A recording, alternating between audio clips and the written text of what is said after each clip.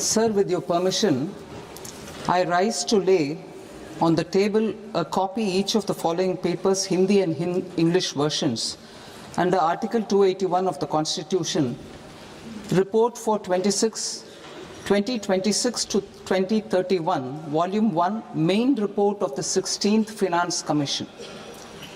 2. Report for 2026-2031, Volume 2, Annexures of the 16th Finance Commission. Number 3, explanatory memorandum as to the action taken on the recommendations contained in the above report. Item number 2, माननीय वित्त मंत्री Nirmala Sitharaman ji.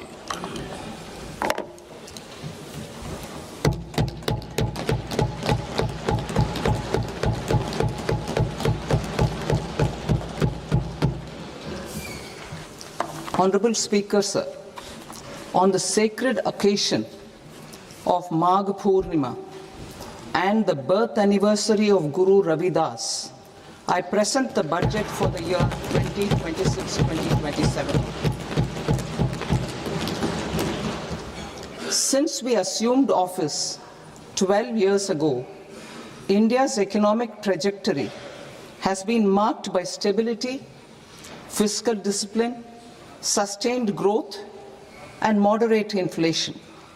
This is the result of conscious choices we have made, even in times heightened uncertainty and disruption.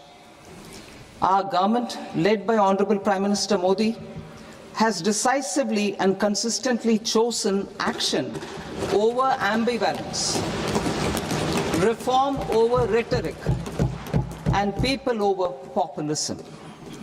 We have pursued far-reaching structural reforms, fiscal prudence and monetary stability, whilst maintaining a strong thrust on public investment. Keeping Atmanirbharta as a lodestar, we have built domestic manufacturing capacity, energy security, and reduced critical import dependencies. Simultaneously, we have ensured that citizens benefit from every action of the government, undertaking reforms to support employment generation, agricultural productivity, household purchasing power, and universal services to people. These measures have delivered a high growth rate of around 7% and helped us make substantial strides in poverty reduction and improvement in the lives of our people. Today, we face an external environment in which trade and multilateralism are imperiled and access to resources and supply chains are disrupted. New technologies are transforming production systems while sharply increasing demands on water, energy, and critical minerals. India will continue to take confident steps towards Vikasit Bharat, balancing ambition with inclusion. As a growing economy with expanding trade and capital needs, India must also remain deeply integrated with global markets, exporting more and attracting stable long-term investment.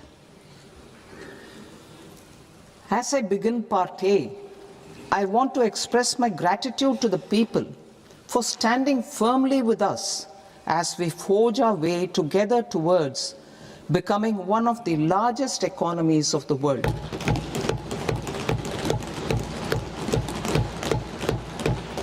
Our aim is to transform aspiration into achievement and potential into performance as we ensure that the dividends of growth reach every farmer, the scheduled caste, the scheduled tribes, the nomads, the youth, the poor, and the women. In Vikasit Bharat Young Leaders Dialogue 2026, several innovative ideas were shared with our Prime Minister, which have inspired many of the proposals, making this a unique Yuva Shakti-driven budget. Our government's sankalp is to focus on our poor, underprivileged, and the disadvantaged. To deliver on this sankalp, And given that this is the first budget prepared in Kartavya Bhavan, we are inspired by three Kartavya. Our first Kartavya is to accelerate and sustain economic growth by enhancing productivity and competitiveness and building resilience to volatile global dynamics. Our second Kartavya is to fulfill aspirations of our people and build their capacity, making them strong partners in India's path to prosperity.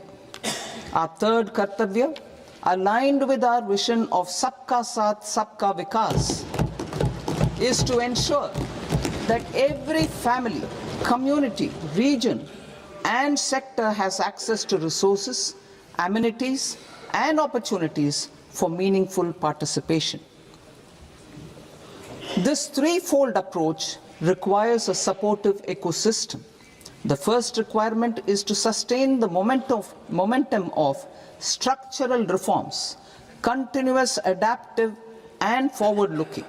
Second, a robust and resilient financial sector is central to mobilizing savings, allocating capital efficiently, and managing risks. Third, cutting-edge technologies, including AI applications, can serve us as force multipliers for better governance. Reform Express. Our government has undertaken comprehensive reforms towards creating employment, boosting productivity, and accelerating growth. After the Prime Minister's announcement on Independence Day in 2025, over 350 reforms have been rolled out. This includes GST simplification, notification of labor codes, and rationalization of mandatory quality control orders. High-level committees have been formed, and in parallel, the central government is working with the state governments on deregulation and reducing compliance requirements. The Reform Express is well on its way and will maintain its momentum to help us fulfill our Kartavya. I now move to specific proposals. Under our first Kartavya, to accelerate and sustain economic growth, I propose interventions in 6 areas. 1. Scaling up manufacturing in 7 strategic and frontier sectors. 2. Rejuvenating legacy industrial sectors. 3. Creating champion MSMEs. 4. Delivering a powerful push for infrastructure. 5. Ensuring long-term security and stability. And 6. Developing city economic regions. Scaling up of manufacturing in 7 strategic and frontier sectors. Biopharma Shakti, meaning biopharma strategy for health advancement through knowledge, technology, and innovation. India's disease burden is observed to be shifting towards non-communicable diseases like diabetes, cancer, and autoimmune disorders. Biologic medicines are key to longevity and quality of life at affordable costs. To develop India as a global biopharma manufacturing hub,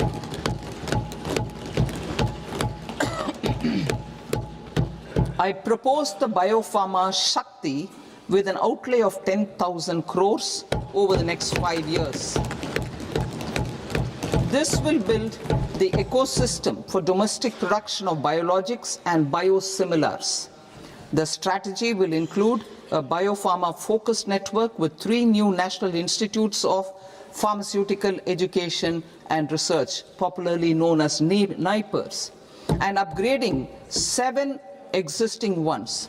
It will also create a network of 1,000 accredited India clinical trials sites We propose to strengthen the Central Drug Standard Control Organization to meet global standards and approve timeframes through and approval timeframes through a dedicated scientific review cadre and specialists. India's semiconductor mission 1.0 expanded India's semiconductor sector capabilities. Building on this, we will launch ISM 2.0 to produce equipment and materials, design full-stack Indian IP, and fortify supply chains. We will also focus on industry-led research and training centers to develop technology and skilled workforce. The Electronics Components Manufacturing Scheme, launched in April 2025 with an outlay of 22,919 crores, already has investment commitments at double the targets. We propose to increase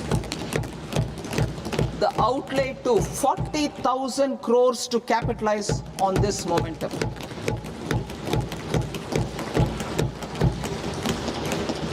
A scheme for rare earth permanent magnets was launched in 2025 November.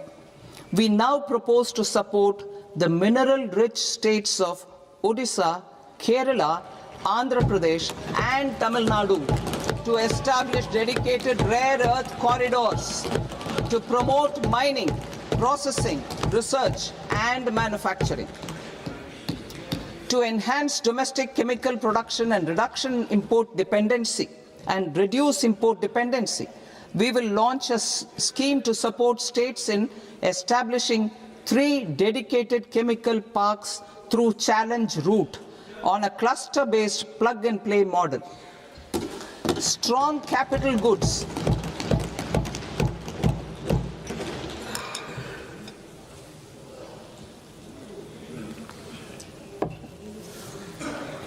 Strong capital goods capability is a determinant of productivity and quality across different sectors. Towards building this capacity, I propose the following. High-tech tool rooms will be established by central public sector enterprises at 2 locations as digitally enabled automated service bureaus that locally design, test, and manufacture high-precision components at scale and at lower cost. 2. A scheme for enhancement of construction and infrastructure equipments will be introduced to strengthen domestic manufacturing of high value and technologically advanced CIE. This can range from lifts in a multi-storied apartment or firefighting equipment in multiplexes, large or small, and to tunnel boring equipments for building metros and high-altitude roads. I also propose a scheme for container manufacturing to create a globally competitive container manufacturing ecosystem with a budgetary allocation of 10,000 crores over a 5-year period. For the labor-intensive textile sector, I propose an integrated program with 5 subparts. 1. The National Fiber Scheme for self-reliance in natural fibers, such as silk, wool, and jute, man-made fibers, and new age fibers. Textile expansion and employment scheme to modernize traditional clusters with capital support for machinery, technology upgradation, and common testing and certification centers. 3. The National Handloom and Handicraft Program to integrate and strengthen existing schemes and ensure targeted support for weavers and artisans. Tex Eco Initiative to promote globally competitive and sustainable textiles and apparels. Samarth 2.0 to modernize the upgrade the textile skilling ecosystem through collaboration with industry and academic institutions. Further, I propose to set up mega textile parks in challenge mode They can also focus on bringing value addition to technical textiles. I propose to launch the Mahatma Gandhi Gram Swaraj initiative to strengthen khadi, handloom and handicrafts. This will help in global market linkage and branding. It will streamline and support training, skilling, quality of process and production. This will benefit our weavers, village industries, one district, one product ODOP initiative, and also our rural youth. India has the potential to emerge as a global hub for high quality, affordable sports goods. I propose a dedicated initiative for sports goods that will promote manufacturing, research, and innovation in equipment design as well as material sciences. Rejuvenation of legacy industrial clusters. I propose to introduce a scheme to revive 200 legacy industrial clusters to improve their cost competitiveness and efficiency through infrastructure and technology upgradation. Creating champion SMEs and supporting micro enterprises. Recognizing MSMEs as a vital engine of growth, I propose a three-pronged approach to help them grow as champions. Equity support. I propose to introduce a dedicated 10,000 crores SME growth fund to create future champions, incentivizing enterprises based on select criteria. I also propose to top up the Self-Reliant India Fund set up in 2021 with 2,000 crores to continue support to micro enterprises and maintain their access to risk capital. Liquidity support. With TREDS, more than 7 lakh crore has been made available to MSMEs. To leverage its full potential, I propose 4 measures. 1. Mandate TREDS as the transaction settlement platform for all purchases from MSMEs by CPSEs, serving as a benchmark for other corporates. 2. Introduce a credit guarantee support mechanism through CGT-MSE for invoice discounting on TREDS platform. 3. Link GEM with TREDS for sharing information with financiers about government purchases from MSMEs, encouraging cheaper and quicker financing. 4. Introduce TREDS receivables as asset-backed securities, helping develop a secondary market, enhancing liquidity and settlement of transactions. Professional support. Government will facilitate professional institutions such as the ICAI, ICSI, ICMAI to design short-term modular courses and practical tools to develop a cadre of corporate mitras, especially in Tier 2 and Tier 3 towns. These accredited para-professionals will help MSMEs meet compliance requirements at affordable costs. Infrastructure.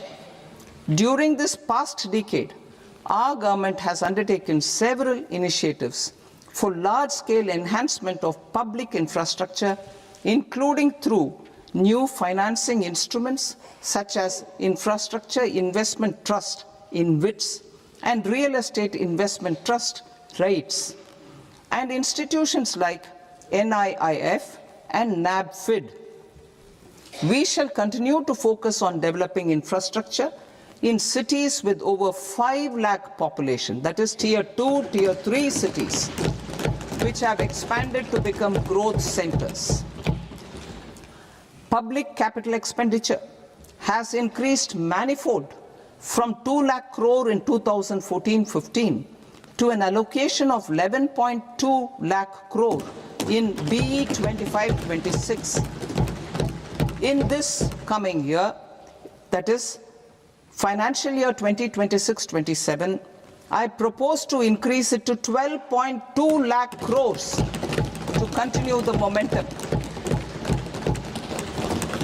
To strengthen the confidence of private developers regarding risks during infrastructure development and construction phase, I propose to set up an infrastructure risk guarantee fund to provide prudentially calibrated partial credit guarantee to lenders.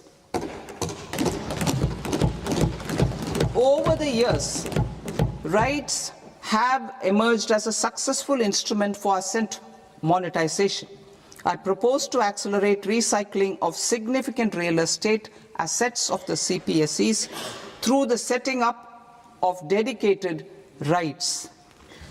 To promote environmentally sustainable movement of cargo, I propose to 1. Establish new dedicated freight corridors connecting Dankuni in the east to Surat in the west. Operationalize 20 new national waterways over the next 5 years. Starting with National Waterways 5 in Orissa to connect mineral-rich areas of Talcher and Angul and industrial centers like Kalinga Nagar to the ports of Paradeep and Dhamra. Training institutes will be set up as regional centers of excellence for development of required manpower for these waterways.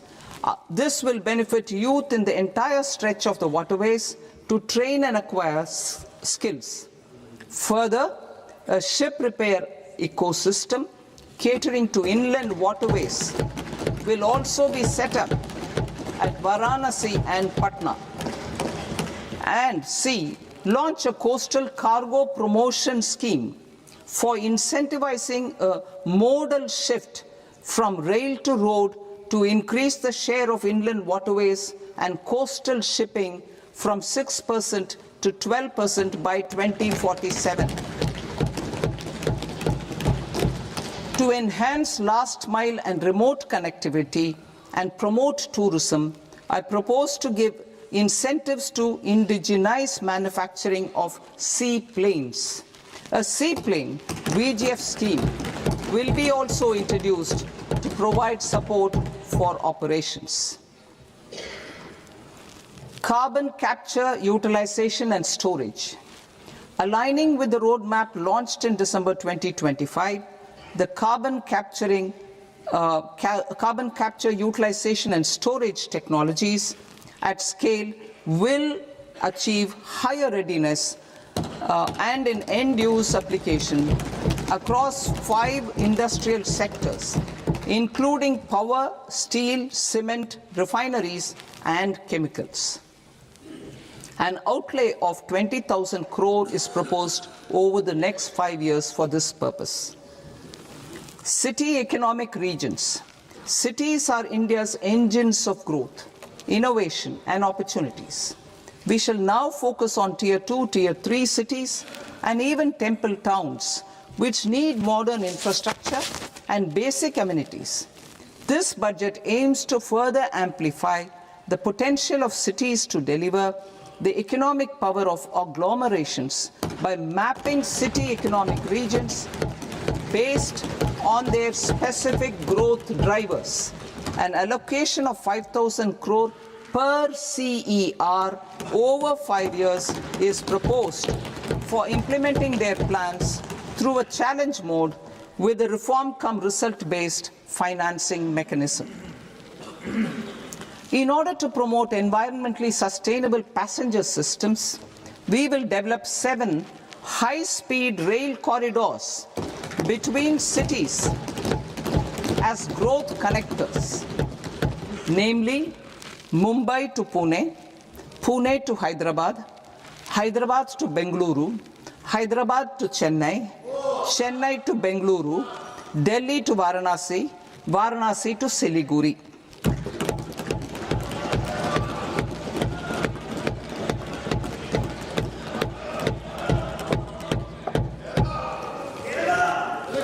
Financial sector. The Indian banking sector today is characterized by strong balance sheet, historic highs in profitability, improved asset quality, and coverage exceeding 98% of villages in the country. At this juncture, we are well placed to futuristically evaluate the measures needed to continue on the path of reform-led growth of this sector. I propose setting up a high-level committee on banking for Vikasit Bharat. High-level committee on banking for Vikasit Bharat to comprehensively review the sector and align it with India's next phase of growth, while safeguarding financial stability, inclusion, and consumer protection. The vision for NBFCs for Vikasit Bharat has been outlined with clear targets for credit disbursement and technology adoption in order to achieve scale and improve efficiency in the public sector NBFCs. As a first step, it is proposed to restructure the Power Finance Corporation and Rural Electrification Corporation. I propose a comprehensive review of the foreign exchange management non-debt instruments rules to create a more contemporary, user-friendly framework for foreign investments consistent with India's evolving economic priorities. Corporate bond market. I propose to introduce a market-making framework with suitable access to funds and derivatives on corporate bond indices. I also propose to introduce total return swaps on corporate bonds.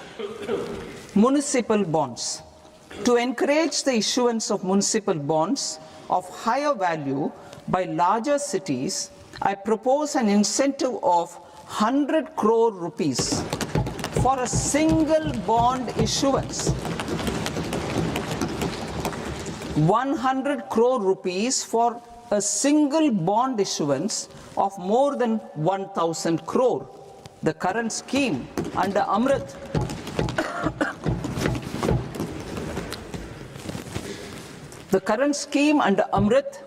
which incentivizes issuances up to 200 crores only, will also continue to support smaller and medium towns. That will also continue to support the smaller and medium towns. Ease of doing business. Individual persons resident outside India, PROI, will be permitted to invest in equity instruments of listed Indian companies through the portfolio investment scheme. It is also proposed to increase the investment limit for an individual PROI under the scheme from 5% to 10%, with an overall investment limit for all individual PROIs to 24% from the current 10%. Emerging technologies including AI. 21st century is technology driven. Adoption of technology is for the benefit of all people. Farmers in the field, women in STEM, youth keen to upskill, and Divyangjan to access newer opportunities. The government has taken several steps to support new technologies through AI Mission, National Quantum Mission, Anusandhan National Research Fund, and Research and Development and Innovation Fund.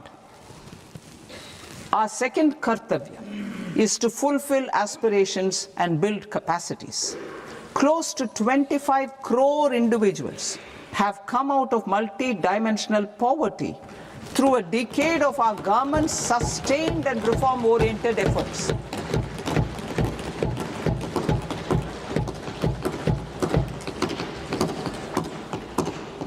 Our government has therefore decided to place a renewed emphasis on the service sector to provide a pathway to fulfilling aspirations of a youthful India with the following measures.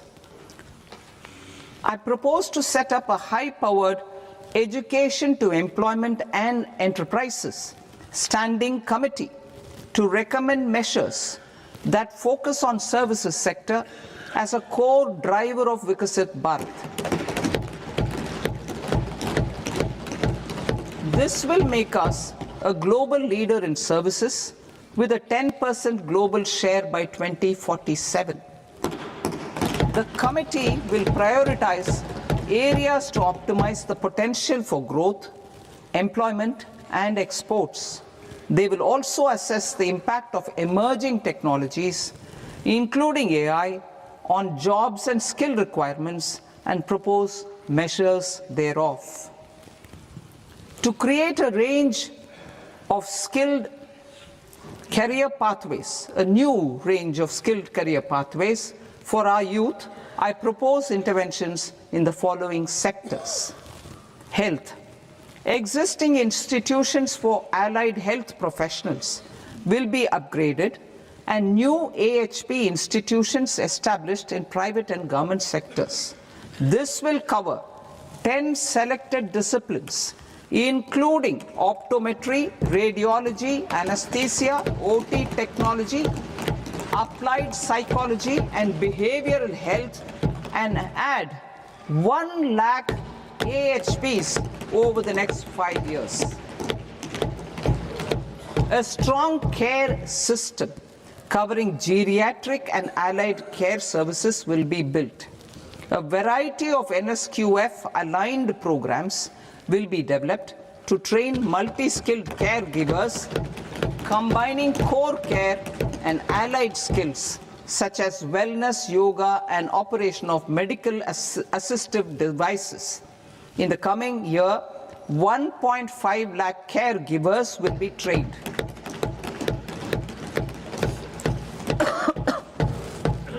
Hubs for medical value tourism. To promote India as a hub for medical tourism services, I propose to launch a scheme to support states in establishing 5 regional medical hubs in partnership with the private sector. These hubs will serve as integrated healthcare complexes that combine medical, educational, and research facilities. They will have Ayush centers, medical value tourism facilitation centers, and infrastructure for diagnostics, post-care, and rehabilitation. These hubs will provide diverse opportunities, job opportunities for health professionals, including doctors and AHPs. Ancient Indian yoga, already respected in several parts of the world, was given a mass global recognition when Honorable Prime Minister took it to the UN. Post-COVID, Ayurveda gained a similar global acceptance and recognition. Exporting quality Ayurveda products helps farmers who grow the herbs and youth who process the products. To meet growing global demand, a few more steps are being taken. I propose to 1. Set up 3 new All India Institutes of Ayurveda. 2. Upgrade Ayush pharmacies and drug testing labs for higher standards of certification ecosystem and make available more skilled personnel. 3. Upgrade the WHO Global Traditional Medicine Center in Jamnagar to bolster evidence-based research, training, and awareness for traditional medicine. Animal husbandry. Livestock contributes to close to 16% of farm income, including of poor and marginal households. To scale up availability of veterinary professionals by more than 20,000, I propose to roll out a loan-linked capital subsidy support scheme for establishment of veterinary and para-veterinary colleges, veterinary hospitals, diagnostic laboratories, and breeding facilities in private sector. Collaboration between Indian and foreign institutions will also be facilitated. Orange economy. India's animation, visual effects, gaming and comics sector, AVGC sector, is a growing industry projected to require 2 million professionals by 2030. I propose to support the Indian Institute of Creative Technologies, Mumbai, in setting up AVGC content creator labs in 15,000 secondary schools all over the country and 500 colleges. The Indian design industry is expanding rapidly, and yet there is a shortage of Indian designers. I propose to establish, through challenge route, a new National Institute of Design to boost design education and development in the eastern region of India. Education.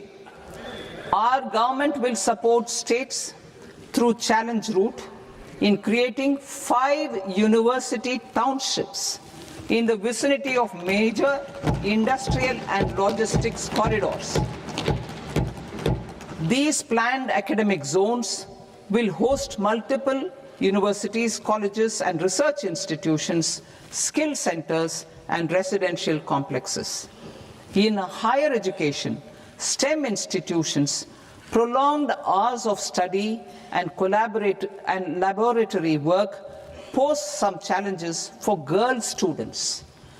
Through VGF, viability gap funding and capital support, one girls' hostel will be established in every district.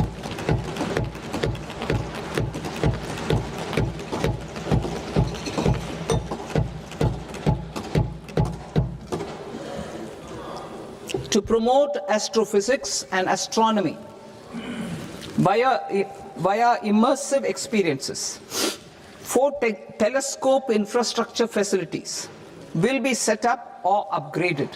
The National Large Solar Telescope, the National Large Optical Infrared Telescope, the Himalayan Chandra Telescope, and the Cosmos 2 Planetarium. Tourism. The tourism sector has the potential to play a large role in the employment generation, forex earnings, and expanding the local economy. I propose to set up a National Institute of Hospitality by upgrading the existing National Council for Hotel Management and Catering Technology. It will function as a bridge between academia, industry, and government. I also propose a pilot scheme for upskilling 10,000 guides in 20 iconic tourist sites through a standardized, high-quality, 12-week training course in hybrid mode in collaboration with the Indian Institute of Management.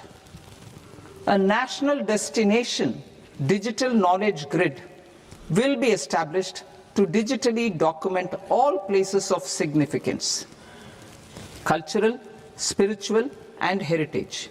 This initiative will create a new ecosystem of jobs for local researchers, historians, content creators, and technology partners. India has the potential and opportunity to offer world-class trekking and hiking experience. We will develop ecologically sustainable mountain trails in Himachal Pradesh, Uttarakhand, and Jammu Kashmir.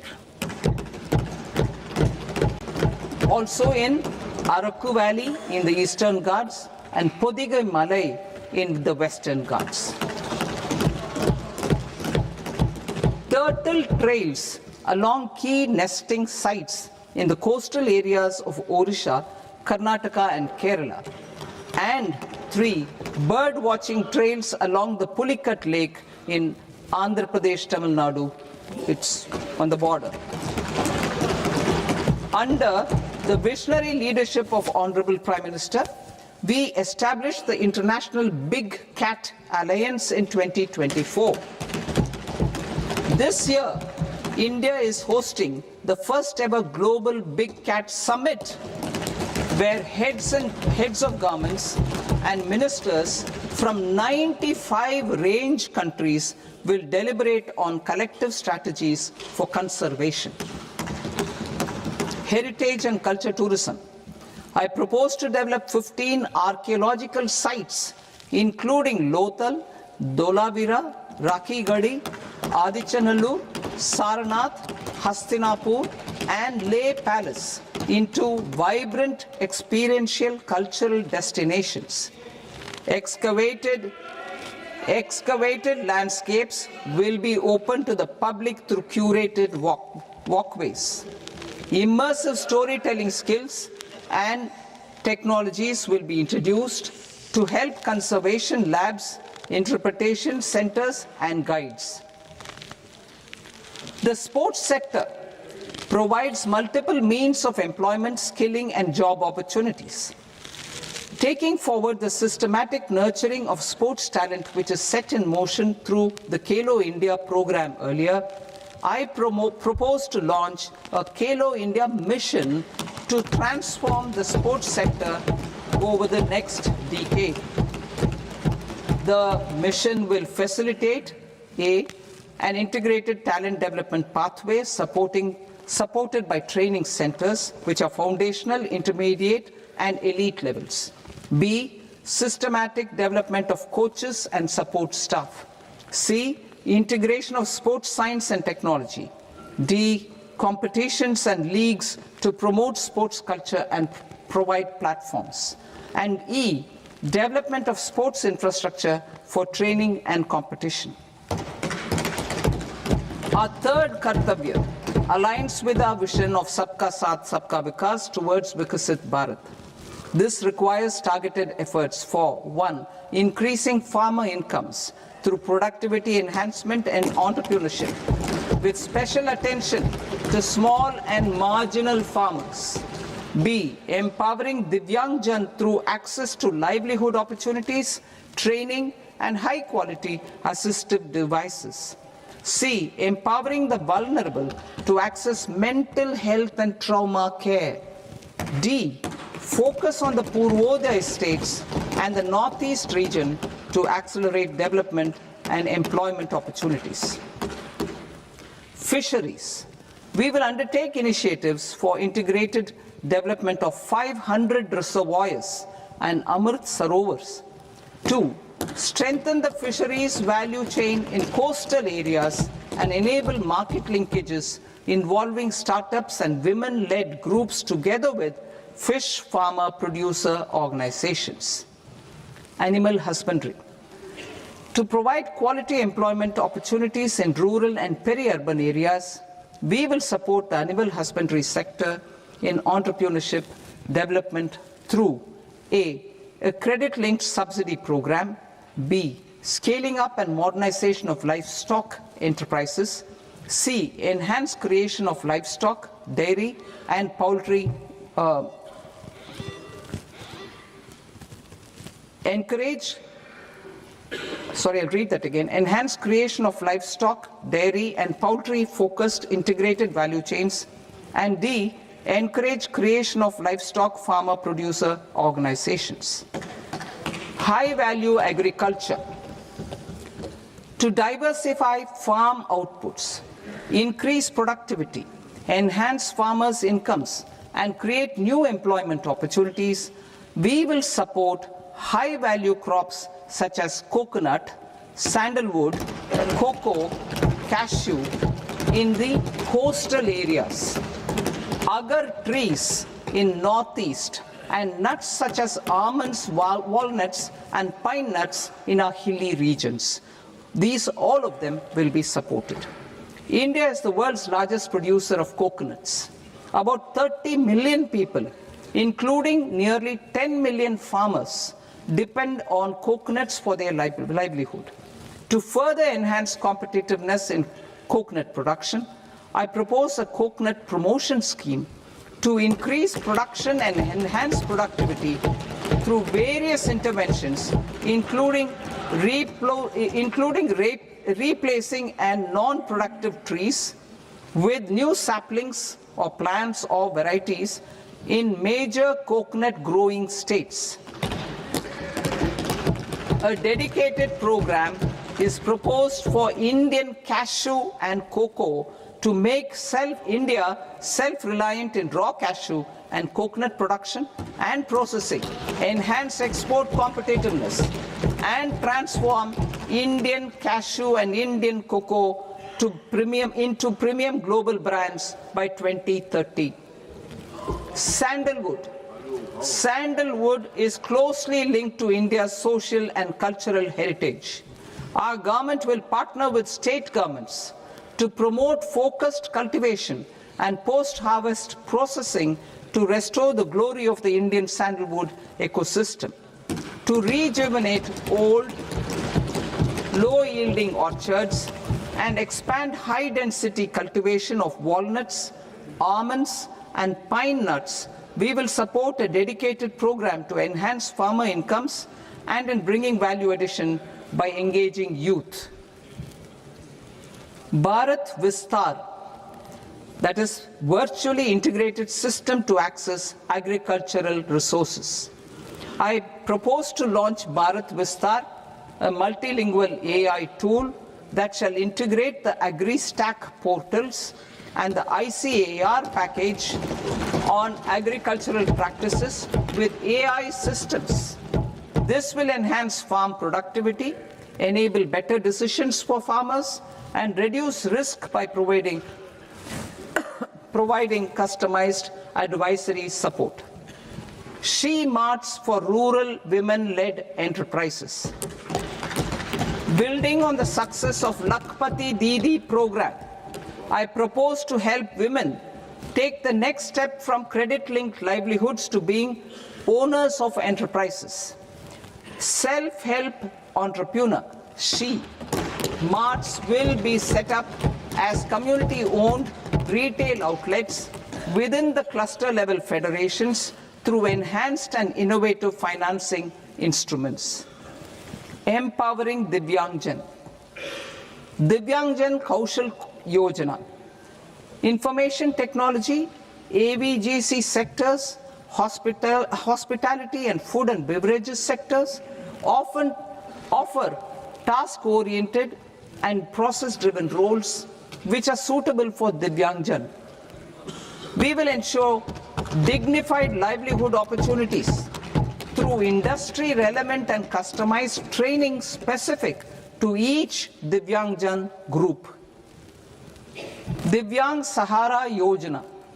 Timely access to high-quality assistive devices for all eligible Divyangjan is a fundamental need.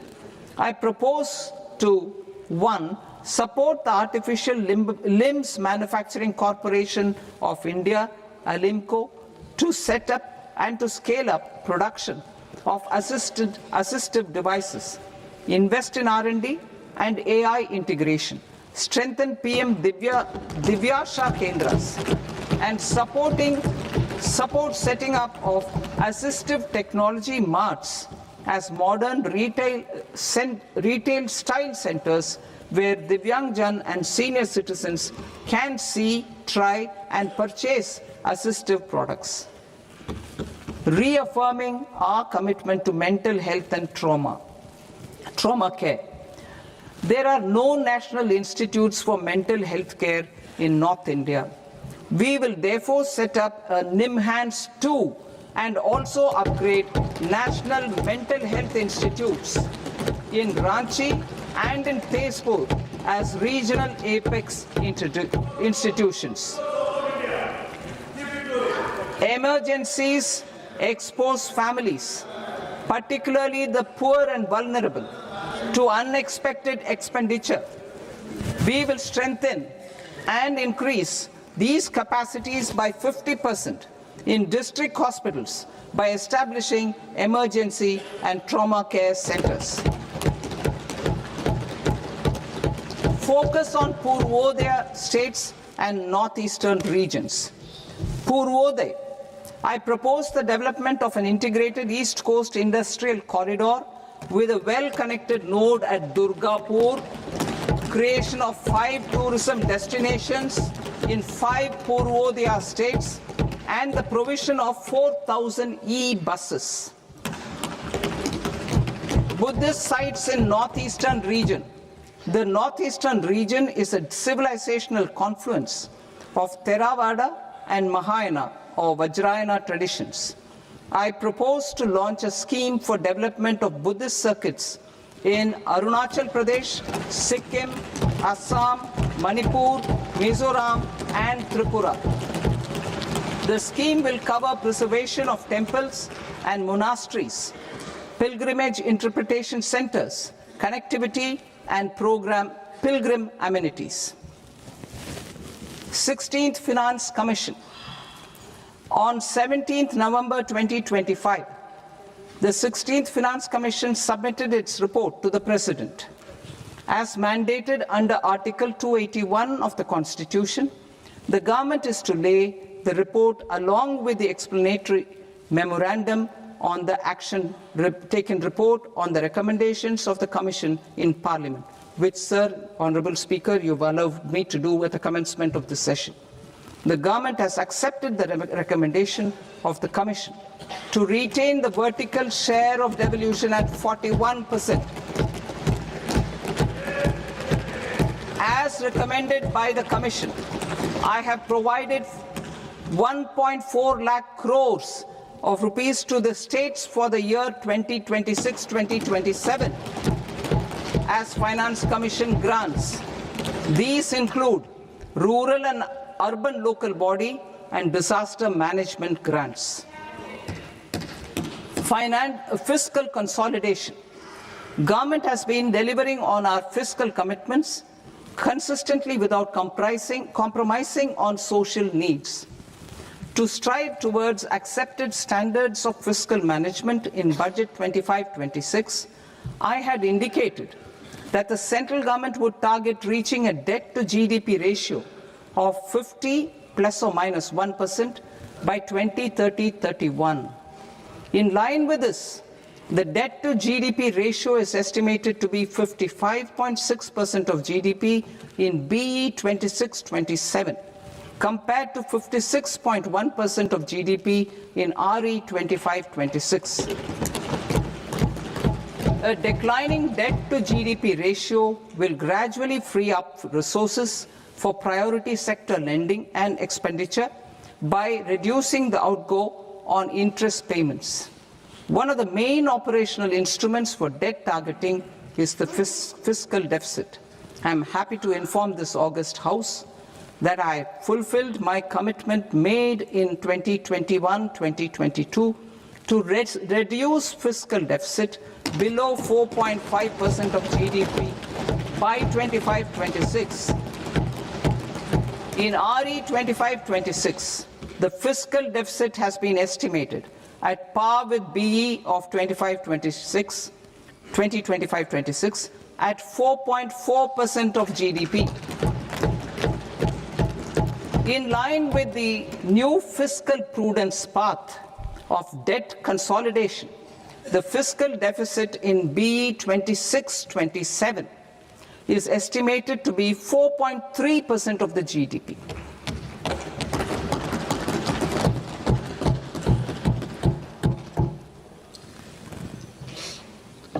The revised estimates of the non-debt receipts are 34 lakh crore rupees, of which the centre's net tax receipts are 26.7 lakh crore. The revised estimate of the total expenditure is 49.6 lakh crore rupees, of which the capital expenditure is about 11 lakh crores. Budget estimates 2026 to 2027. Coming to 26-27, the non-debt receipts and the total expenditure are estimated as 36.5 lakh crore and 53.5 lakh crore respectively. The centre's net tax receipts are estimated at 28.7 lakh crore rupees. To finance the fiscal deficit, the net market borrowings from dated securities are estimated at 11.7 lakh crore rupees. The balance financing is expected to come from small savings and other sources. The gross market borrowings are estimated at 17.2 lakh crore rupees. I'll now move to Part B. Part B, direct taxes.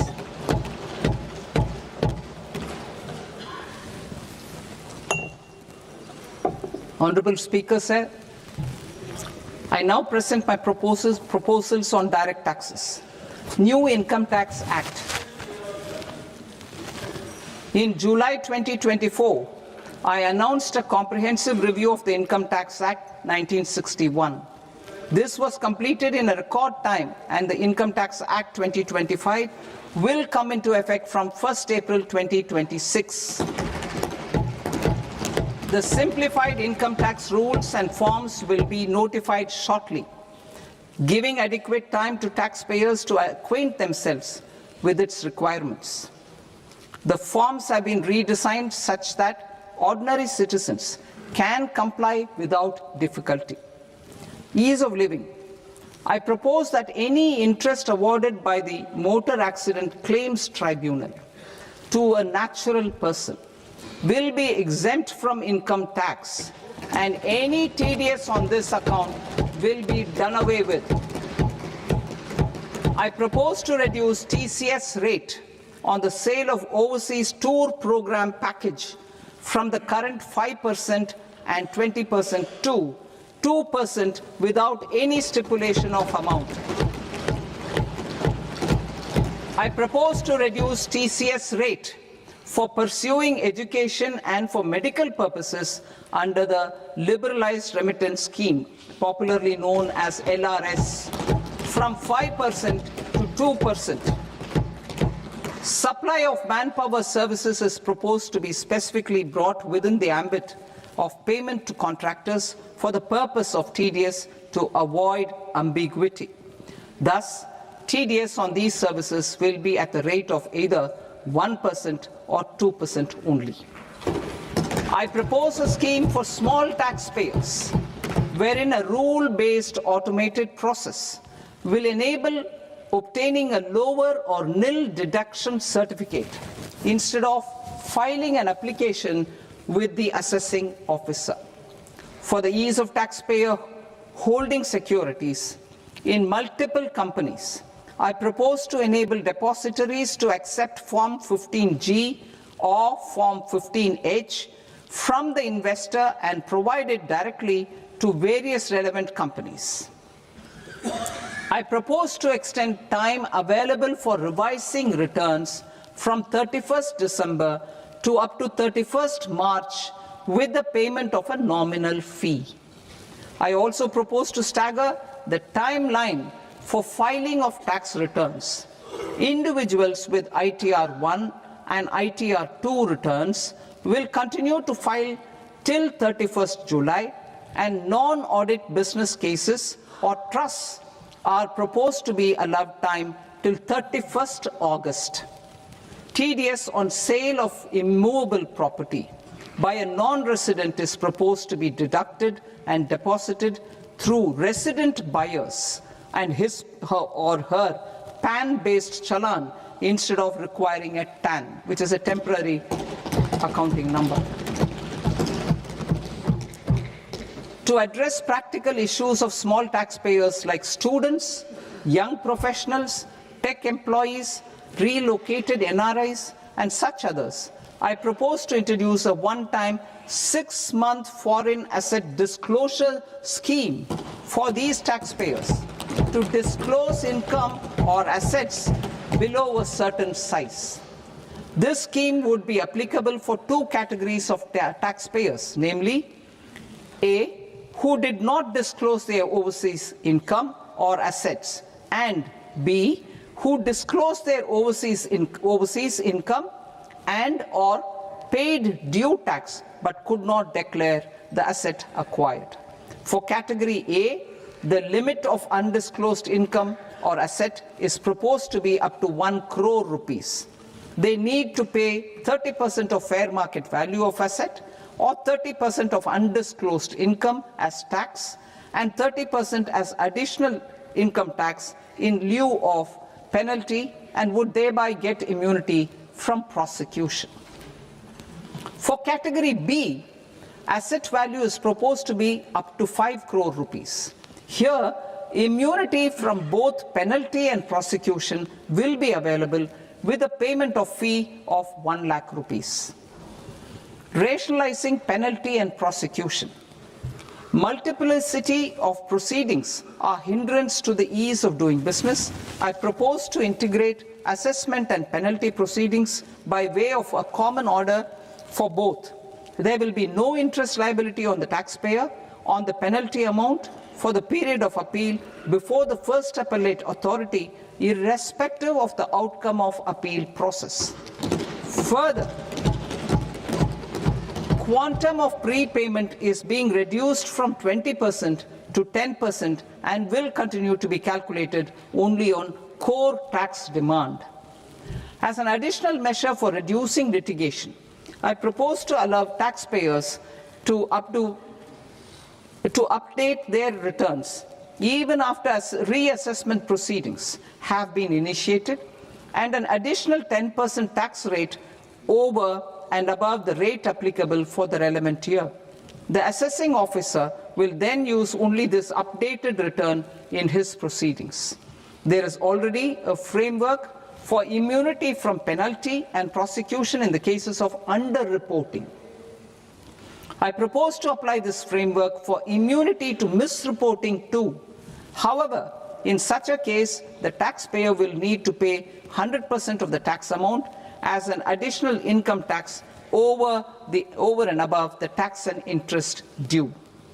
Penalties for certain technical defaults, such as failure to get accounts audited, non-furnishing of transfer pricing audit report, and default in furnishing statement for financial transactions are proposed to be converted into fee.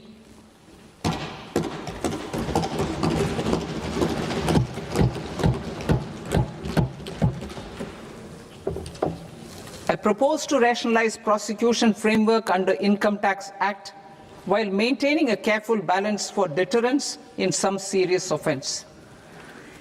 Non-production of books of account and documents and requirement of TDS payment where payment is made in kind are being decriminalized. Further, minor offences will attract fine only. The remaining prosecutions will be graded commensurate with the quantum of offence. They will entail only simple imprisonment with maximum imprisonment reduced to 2 years and power to courts to convert even those into fines. There is no penalty. There is no penalty presently for non-disclosure of non-immovable foreign assets with aggregate value less than 20 lakh rupees. I propose to also provide them with immunity from prosecution with retrospective effect from 1/10/2024.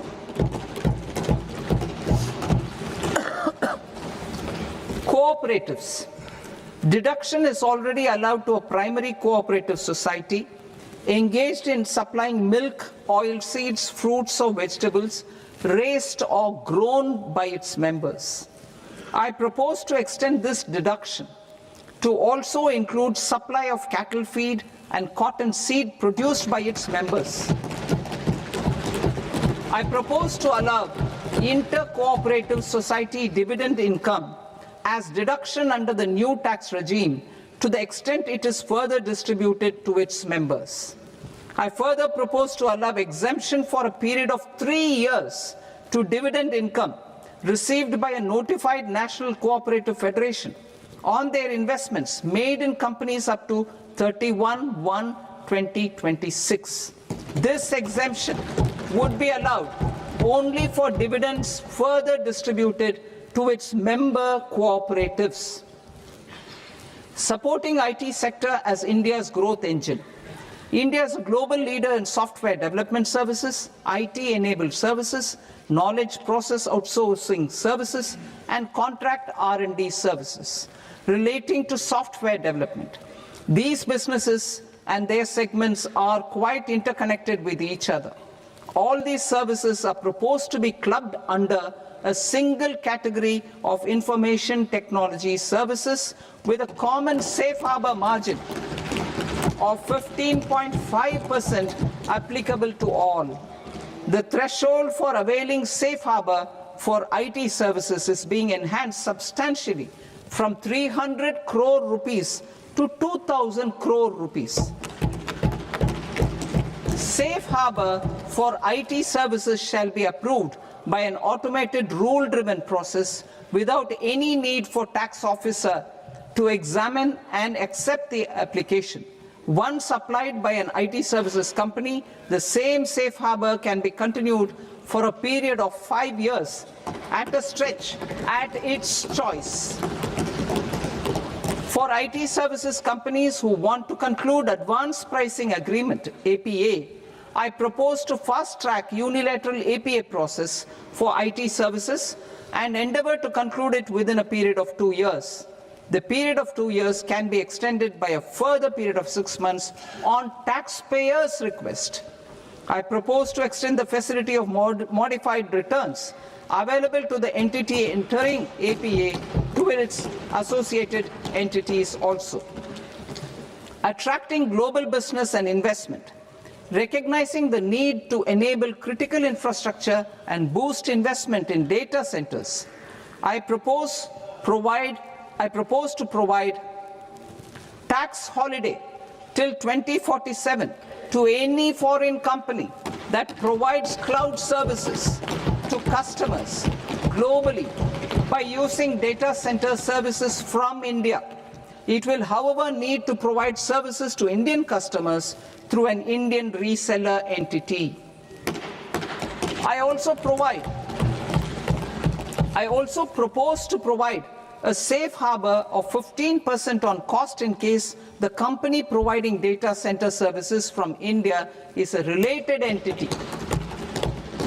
To harness the efficiency of just-in-time logistics for electronic manufacturing, I propose to provide safe harbor to non-residents for component warehousing in a bonded warehouse at a profit margin of 2% of the invoice value.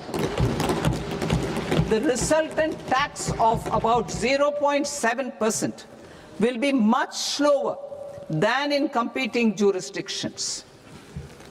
To provide fillip to toll manufacturing in India, I propose to provide exemption from income tax for 5 years to any non-resident who provides capital goods, equipment, or tooling to any toll manufacturer in a bonded zone.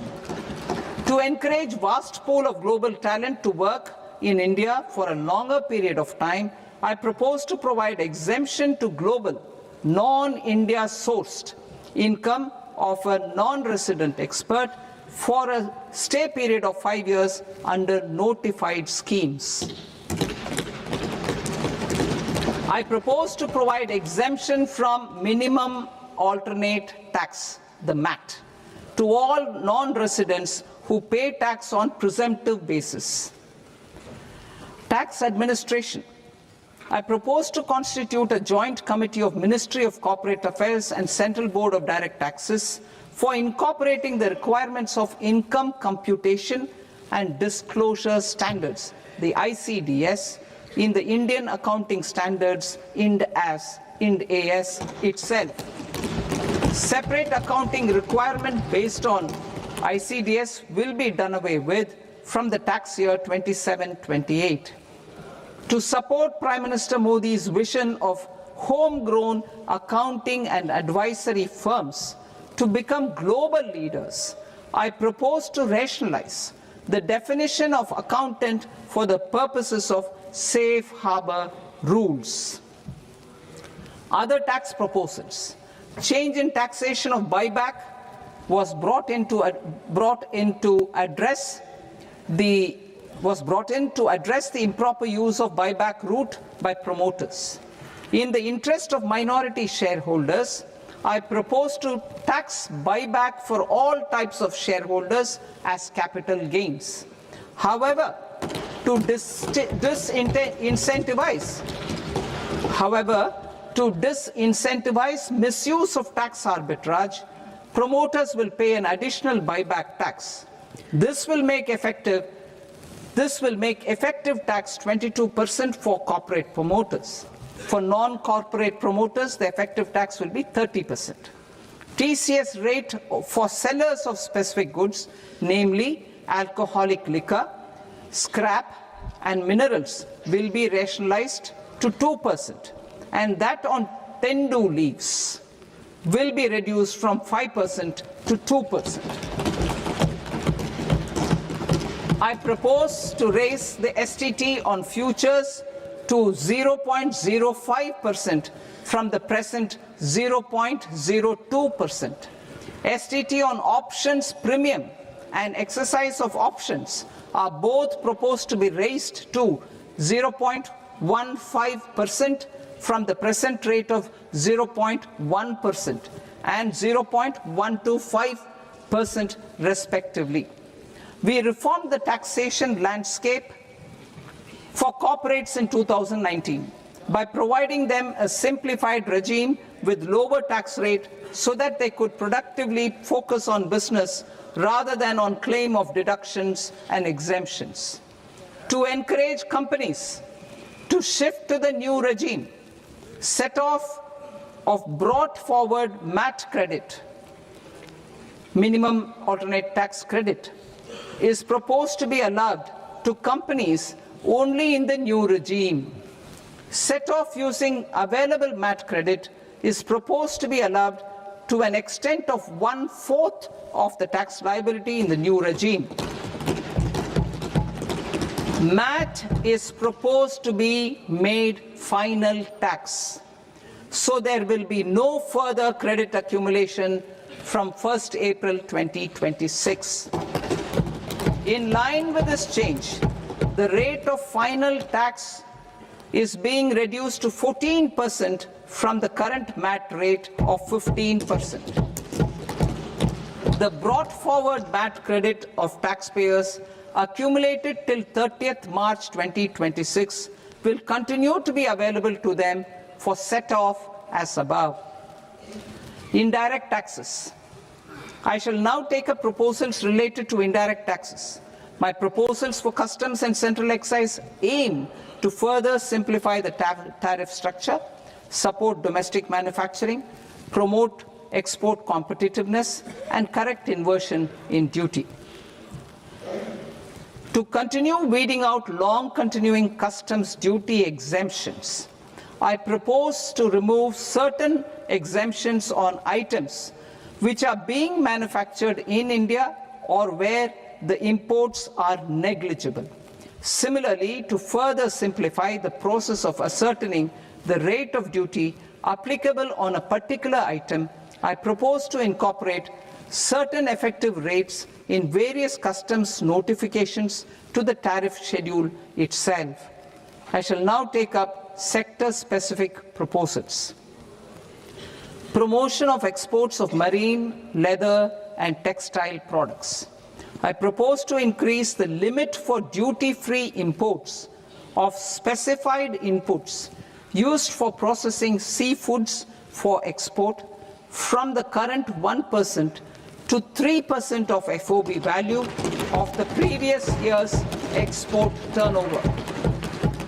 I also propose to allow duty-free imports of specified inputs, which is currently available for exports of leather or synthetic footwear, to exports of shoe uppers as well.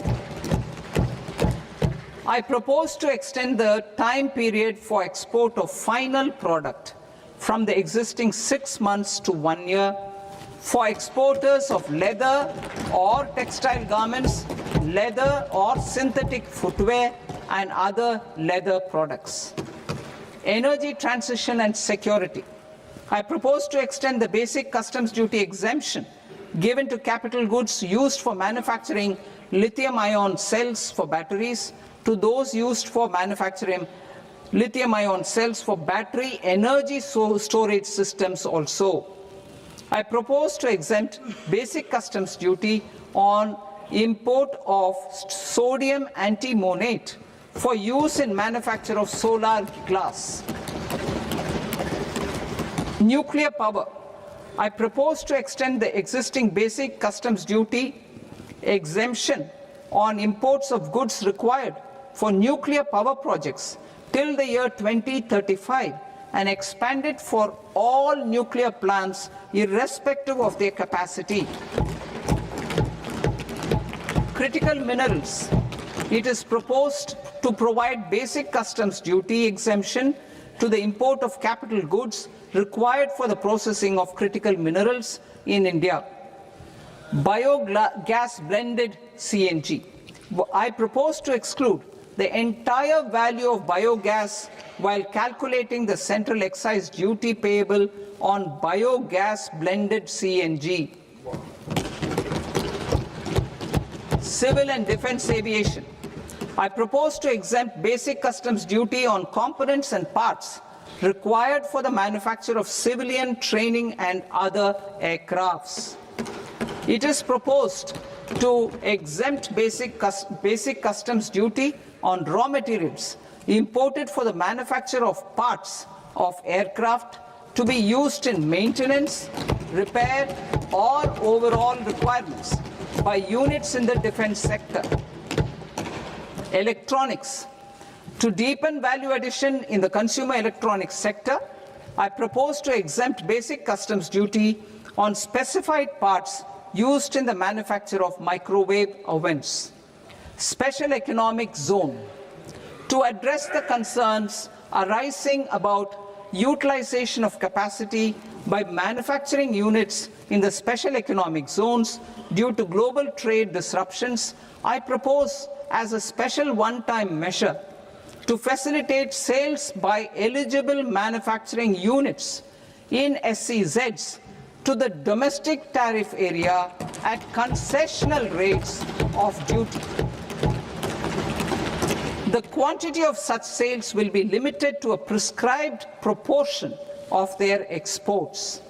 Necessary regulatory changes will be undertaken to operationalize the measures while ensuring level playing field for the units working in the DTA. Ease of living.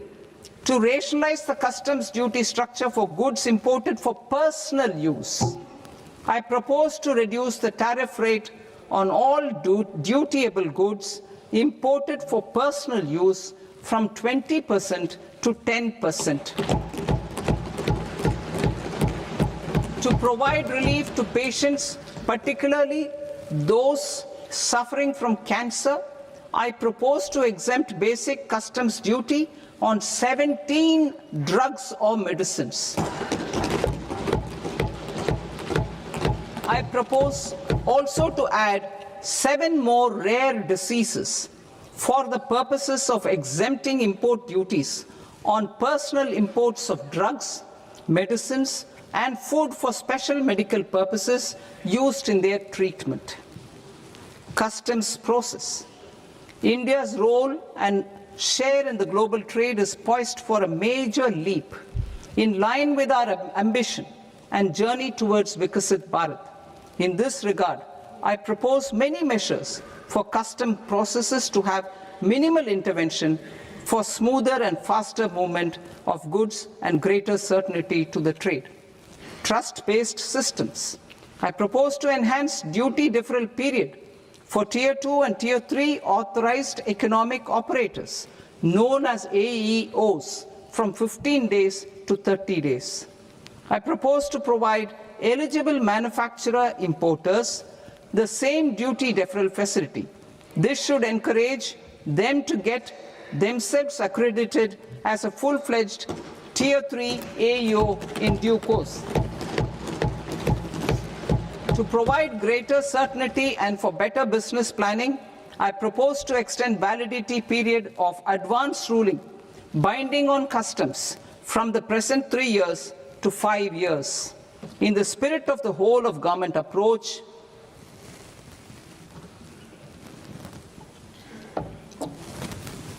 Government agencies will be encouraged to leverage AEO accreditation for preferential treatment in clearing their cargo. Regular importers with trusted long-standing supply chains will be recognized in the risk system so that the need for verification of their cargo every time can be minimized. Export cargo using electronic sealing. Export cargo using electronic sealing will be provided through clearance from the factory premises to the ship. For import of goods not needing any compliance, filing of bill of entry by a trusted importer and arrival of goods will automatically notify customs for completing their clearance formalities. This will enable goods to be released immediately on arrival. The customs warehouse framework will be transformed into a warehouse operator-centric system with a self-declarations, electronic tracking, and risk-based audit. These reforms will move away from the current system of officer-dependent approvals and reduce transaction delays and compliance costs. Ease of doing business. Approvals required for cargo clearance from various government agencies will be seamlessly processed through a single and interconnected digital window by the end of the financial year. Processes involved in clearance of food, drugs, plant, and animal and wildlife products, accounting for about 70% of interdicted cargo, will be operationalized on this system by April 2026 itself. For goods not having any compliance requirement, clearance will be done by customs immediately after online registration is completed by the importer, subject to the payment of duty. Customs integrated system will be rolled out in 2 years as a single integrated and scalable platform for all customs processes. Utilization of non-intrusive scanning with advanced imaging and AI technology for risk assessment will be expanded in a phased manner with the objective to scan every container across all the major ports. New export opportunities to support Indian fishermen to fully harness the economic value of marine resources beyond our territorial waters. The following measures will be taken. A.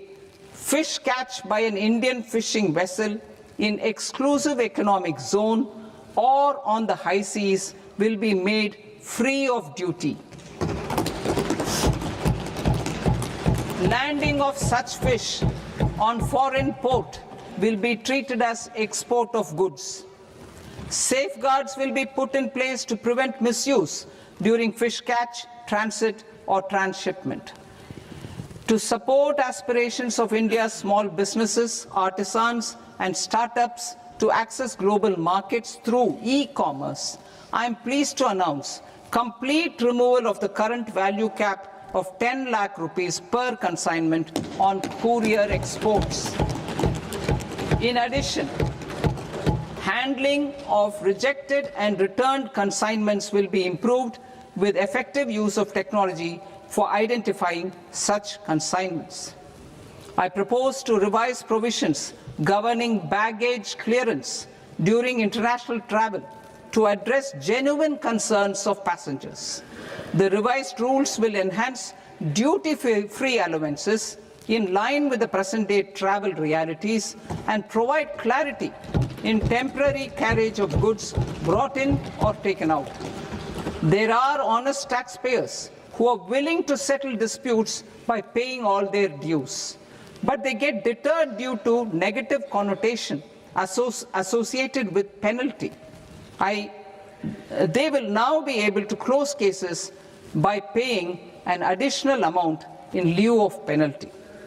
Honorable Speaker, sir, with this, I commend the budget to this august House.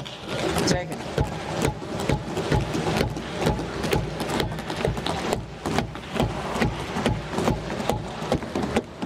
1.5 hours. Item number 3 माननीय वित्त मंत्री जी।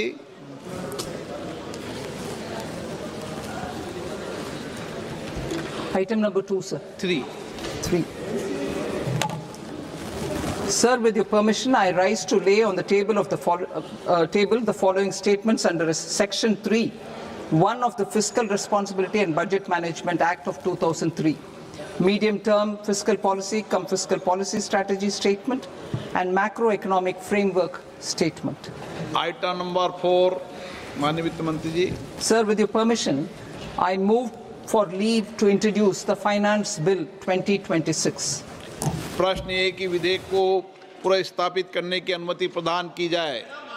जो सदस्य इस पक्ष में हाँ गए, जो सदस्य विरोध में ना गए, मेरे विचार में निर्णय हाँ वालों के पक्ष में, हाँ वालों के पक्ष में अनुमति प्रदान की जाती है। माननीय मंत्री जी, अब विधेयक पुनर्स्थापित करें। Sir, I introduce the bill. माननीय सदस्य, आपको सूचित किया जाता है कि माननीय वित्त मंत्री जी के बजट भाषण की कॉपी पब्लिकेशन काउंटर पर ली जाती है। बजट भाषण और बजट से संबंधित दस्तावेज आपके मोबाइल फोन और मेंबर पोर्टल्स पर ही उपलब्ध है। सभा की कार्रवाई कल सोमवार दिनांक 2 फरवरी 2026 को प्राप्त 11 बजे तक के लिए स्थगित की जाती है।